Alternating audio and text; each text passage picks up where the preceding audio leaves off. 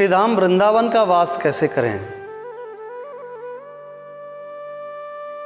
ये वीडियो मैं उन लोगों के लिए बना रहा हूँ जिन्होंने कई वीडियो अपलोड किए हैं यूट्यूब के ऊपर, मैंने देखे हैं, और जिन वीडियोस में वो वृंदावन के बारे में ऐसी बातें आपको बताते हैं कि जो वृंदावन का वास करना भी चाहता है ना, तो वो वृंदावन का वास करने से मना कर दे। उन्होंने वृंदावन की छवि को इस प्रकार से दिखाया है कि वृंदावन में ब्रजवासी आने वाले दर्शनार्थियों को लूटते हैं, बंदरों का बड़ा आतंक है, यमुना का जल बिल्कुल भी निर्मल नहीं है, वृंदावन की भूमि निर्मल नहीं है, वृंदावन के लोगों में भाव नहीं है, मंदिरों में दर्शन करने जाओ लोग लूट लेते हैं। तो मैं उन लोगों से ये कहना चाहता हूँ कि अगर आज तुम्हें वृंदावन का वास मिला है और वृंदावन में आकर तुम इस प्रकार की भाषा का उपयोग करते हो, तो एक बात याद रखना कि श्री धाम वृंदावन सब कुछ स्वीकार कर सकता है, लेकिन अगर आपके भाव में दोष है, अगर आपके भाव में गंदगी है, तो श्री धाम वृंदावन कभी आपको स्वीकार नहीं कर सकता।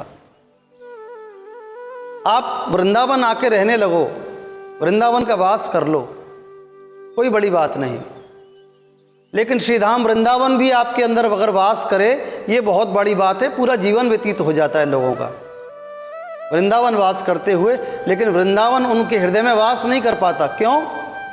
क्योंकि उनके मन में वृंदावन के प्रति वो भाव नहीं है।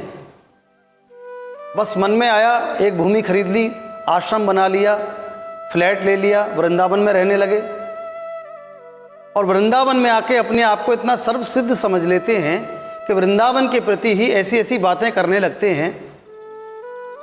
अरे भैया, जिन ब्रजवासियों ने कन्हैया की पीठ पर बैठकर खेल खेले हों, जिन ब्रजवासियों का झूठा इस श्याम सुंदर ने खाया हो, ब्रज की गोपियों के पीछे पीछे एक छटाक भर माखन के लिए दौड़ते हों, उन ब्रजवासियों के प्रति ऐसा भाव कहना भी अपराध है। मन में भाव अगर आ गया तो मन तो दूषित हो ही गया। और श्री यमुना महारानी का जल जिनको दूषित लगता है, जिनको श्री धाम वृंदावन की भूमि दूषित लगती है, हम उनसे एक बात पूछना चाहते हैं, तुम वृंदावन रहते ही क्यों हो? जब ये वृंदावन का वास तुम्हें सुहाता नहीं, तो तुम यहाँ क्यों रहते हो?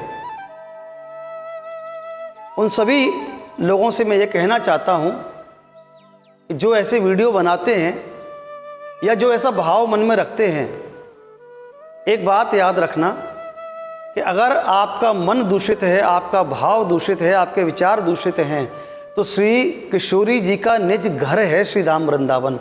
और अगर आप श्री किशोरी जी के घर को दूषित करने का विचार रखेंगे, उनके घर को दूषित करेंगे, मैला करेंगे, गंदगी करेंगे ना, तो ये श्री धाम वृंदावन जितने सहजता से इसने आपको स्वीकार किया है, उतनी ही सहजता से आपको श्री धाम वृंदावन त्याग भी कर सकता है, आपका त्याग भी कर सकता है, और श्री धाम वृंदावन आपको छोड़ना भी पड़ सकता है। हम प्रत्यक्ष प्रमाण हैं।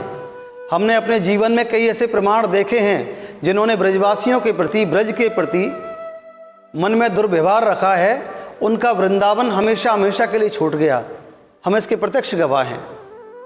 इसलिए जो लोग वृंदावन में रहते हैं, बड़ी सावधानी से रहिए भैया, क्योंकि वृंदावन की भूमि सहज प्राप्त नहीं होती। आपका सौभाग्य है और आपके कोई प्रारब्ध हैं पूर्व जन्म के, जिनके कारण, जिनके माध्यम से आपको श्री धाम वृंदावन का वास प्राप्त हो गया। सहज नहीं है।